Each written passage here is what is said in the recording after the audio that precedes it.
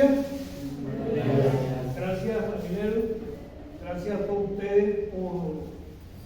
venir hoy a esta clase sobre la cultura ambiental en Venezuela. Venezuela, como todos sabemos, es un país privilegiado por su ubicación geográfica y por tener grandes recursos naturales, y donde se pueden destacar los grandes ríos, lagunas, lagos. Tenemos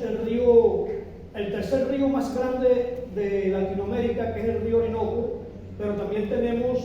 el lago más grande de Latinoamérica, como es el lago de Maracay. Tenemos, además de zonas xerófitas, sabanas, zonas selváticas, tepuyes, y hasta nuestra Sierra Nevada, que la tenemos aquí al frente. Sierra Nevada, que constituye y forma parte de la cordillera más grande del planeta, que es la cordillera de los Andes, con más de 7.900 kilómetros de longitud. Es decir, que Venezuela, además de contar con todos estos recursos hídricos, también tenemos médanos, tenemos los médanos de Coro, tenemos el macizo guayanés, el Salto Ángel, que es el salto más alto del planeta, con 979 metros de altura. Pero también tenemos el Salto El Pará, que es una de las cataratas o cascadas de mayor volumen que hay en el planeta, incluso supera lo que tiene el lago de las cataratas de Victoria en África, pero también la Iguazú acá en Brasil, que son muy famosas, y sin embargo estas cataratas del Pará o Uyuyú, como la llaman los indígenas, superan cuestiones que parecen increíbles, casi nunca se mencionan, pero ahí están. Como así está el relámpago del Catatumbo, que lo tenemos acá cerca en el estado Zulia, y también tenemos tepuyes, como los tepuyes de Roraima o la gran montaña de Roraima. Es decir, un vasto territorio de 916.445 kilómetros cuadrados, que pudiéramos incluso estar superando el 1.000.000 de kilómetros cuadrados si nos llegan a entregar algún día las tierras de reclamación que tenemos en la actualidad. Pero también Venezuela cuenta con personas comprometidas, con una gente responsable, con ganas de vivir en un ambiente sano, seguro, ordenado y ecológicamente equilibrado. Indudablemente eso lo hemos heredado de nuestras propias etnias indígenas, más de 44 etnias indígenas que están en todo el territorio nacional, desde los Wayuu o Guajiro hasta los Yanomami, Pemones, Cariñas, Caribes, que están repartidos en todo este territorio nacional y que por su propia sobrevivencia o en la búsqueda de tener una vida sana han venido protegiendo nuestro ambiente, nuestra naturaleza, a través de los árboles de su propia vida. Cuando eran apenas la recolección, vivían de la recolección de fruto, de la cacería y la pesca, por lo tanto ellos tenían que responder por estas bellezas que tiene la naturaleza y protegerla por su propia sobrevivencia y por su propia vida cotidiana de estos antecedentes que tenemos, que muy bien han cumplido con eso que una vez dijo ese gran filósofo el gran jefe indio Sir en Estados Unidos, cuando escribió aquel manifiesto ecológico que dijo, entre unas de sus tantas cosas, que la tierra no le pertenece al hombre, sino que el hombre pertenece a la tierra. Esto se lo dijo él al presidente George Pearson en el año 1854,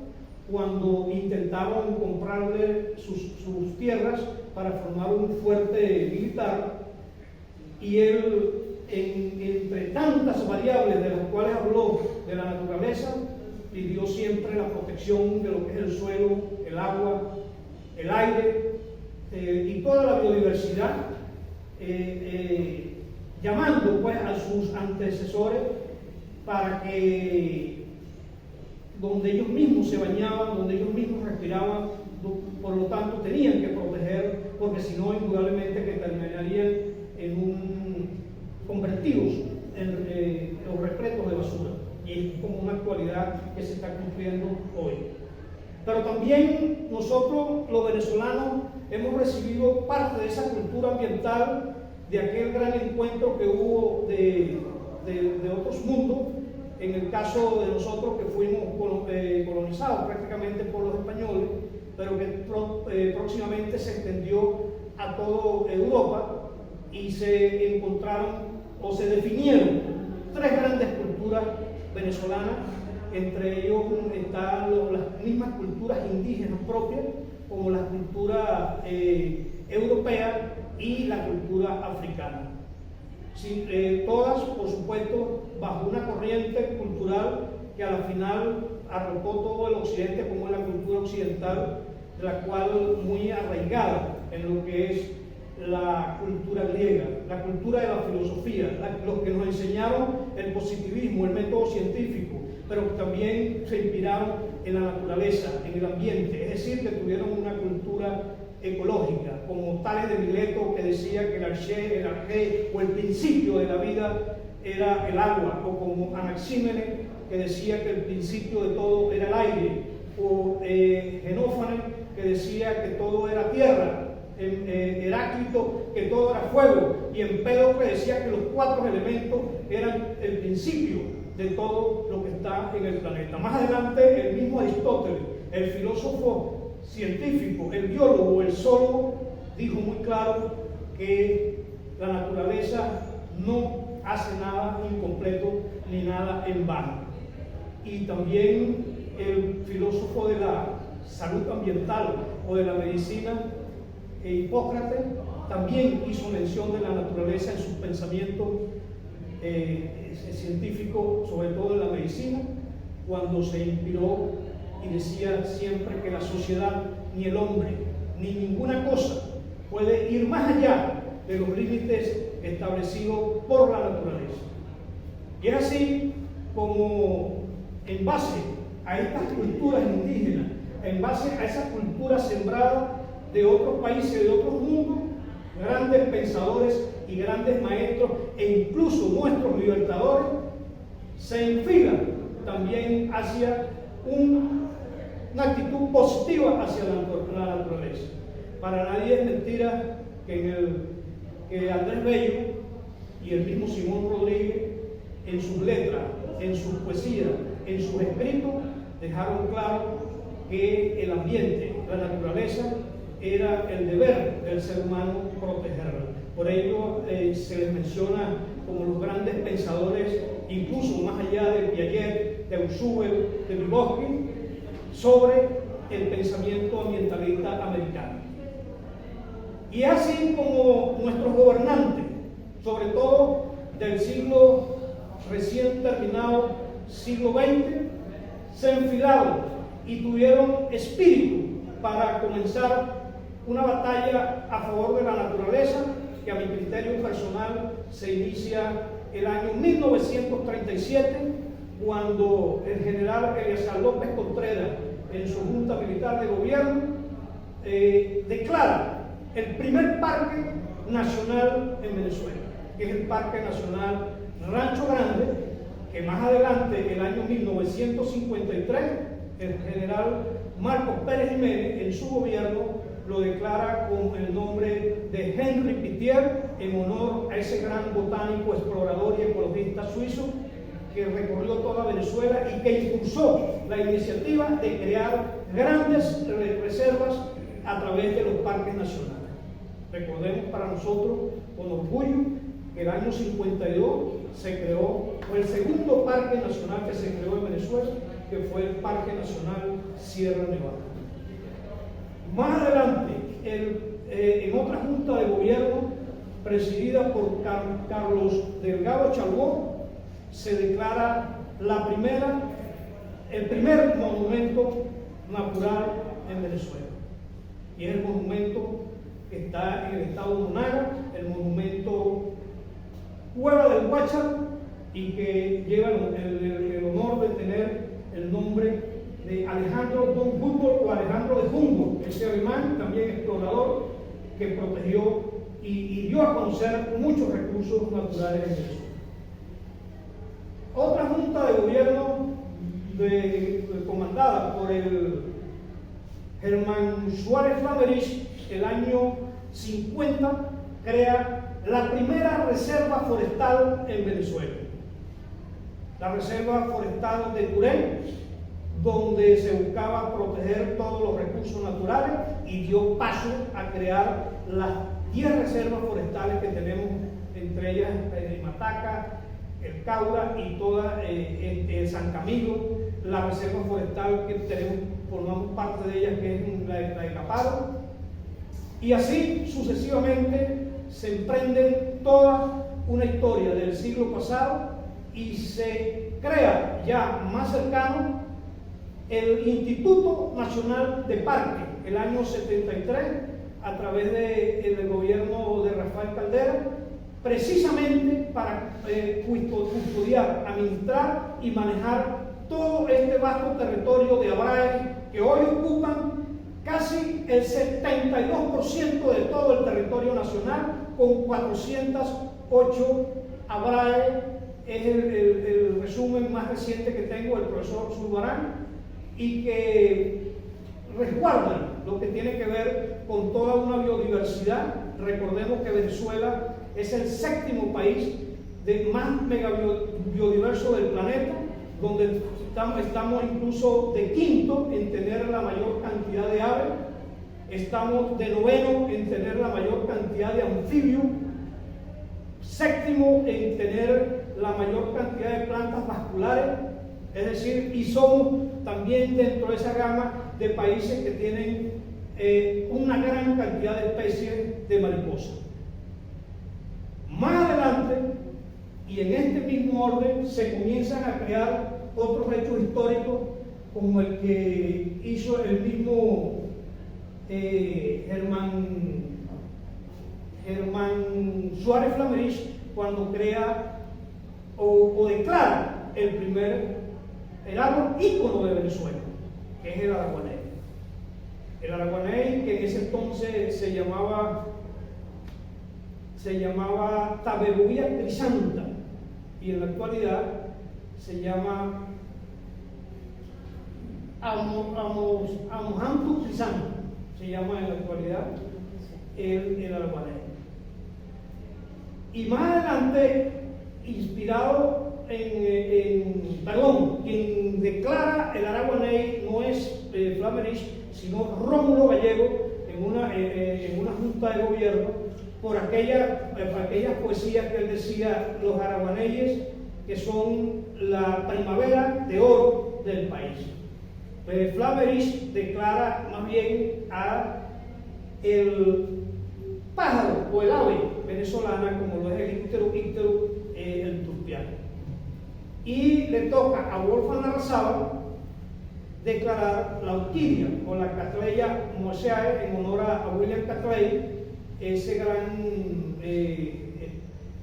ecólogo y botánico, como lo fue ese inglés, que repartió todo este tipo de orquídeas por todo el Amazonas, desde Brasil incluso pasando a Venezuela. Entonces esos 3 íconos son los íconos ambientales de Venezuela: lo que es el araguaney, el árbol nacional, la orquídea, la flor nacional,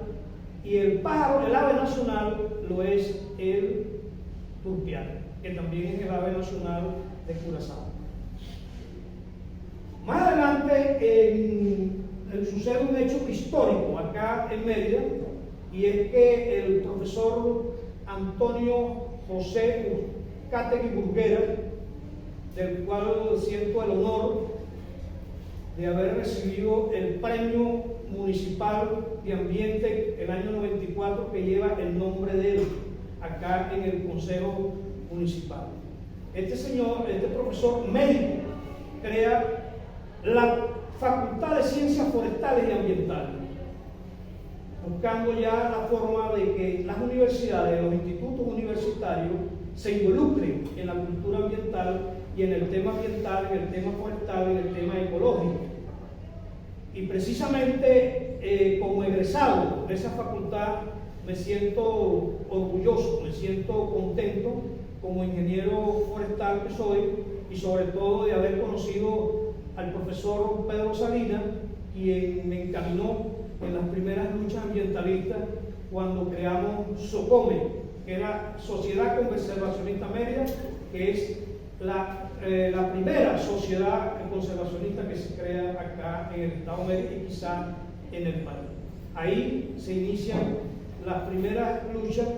que tuve pues, en materia ecológica, y los primeros recuerdo muy claramente que yo vengo de Ciudad Guayana, de Guasipati, a estudiar ingeniería forestal, pero a mí me gustó mucho Mérida.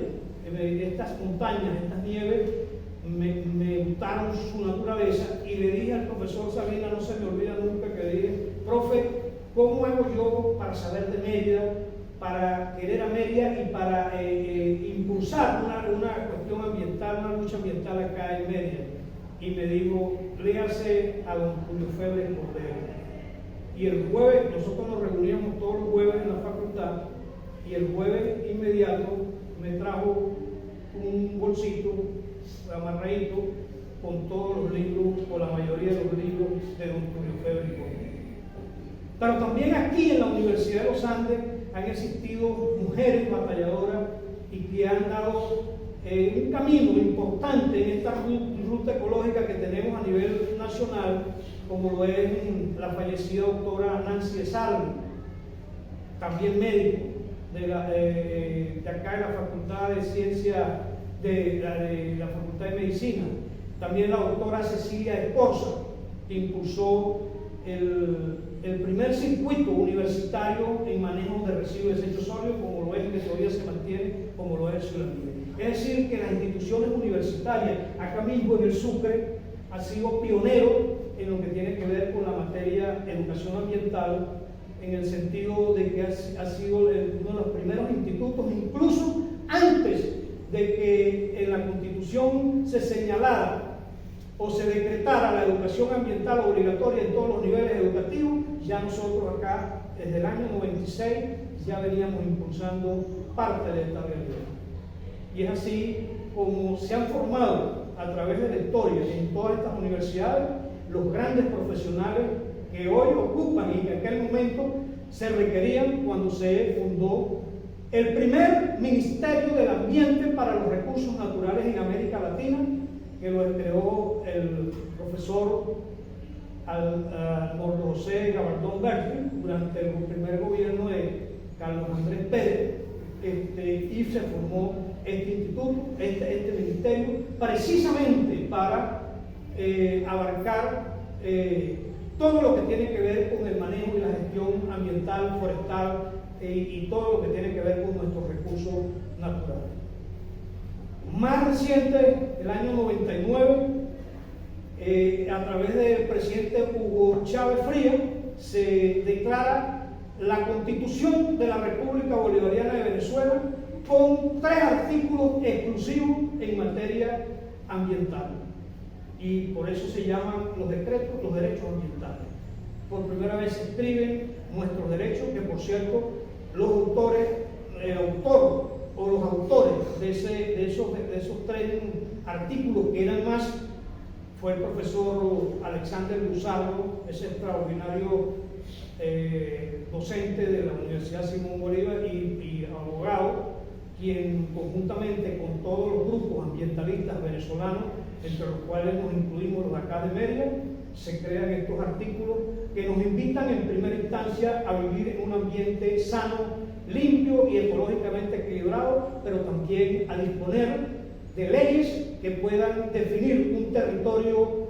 que pueda tomar en consideración todo lo que tiene que ver con su geografía, suelo, geología, geomorfología, hidrología y todo el componente que tiene que ver con una verdadera ordenación del territorio. Eso está ahí en el artículo 128, y en el artículo 129 se invita a todos aquellos que quieran hacer alguna actividad susceptible a dañar el medio ambiente. Todo eso debe ser acompañado de un estudio de impacto ambiental. De esta manera se declara, eso estaba en algún decreto por allá, pero se declaran los estudios de impacto ambiental, que son sumamente necesarios para todo lo que tiene que ver con las infraestructuras que se hacen en un país, pero que se hagan de una manera amigable con el ambiente. A pesar de que tenemos todo eso, constitución, gobernantes que tuvieron cultura ambiental, nuestras etnias indígenas, nuestros maestros, tenemos todo, y sin embargo, en los últimos 40 años, llámese los 20 años del siglo, los últimos 20 años del siglo pasado y los primeros 20 años de este siglo que estamos viviendo,